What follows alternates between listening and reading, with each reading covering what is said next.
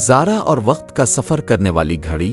زارا ایک جستجو کرنے والی 10 سالہ لڑکی اپنے اٹاری میں ایک قدیم گھڑی پاتی ہے۔ جب وہ اسے پہنتی ہے تو گھڑی چمکنے لگتی ہے اور اسے مستقبل کی دنیا میں لے جاتی ہے، جہاں الفاڑتی ہوئی گاڑیاں، روبوٹ کے شہر اور بین الاقوامی جانور ہوتے ہیں۔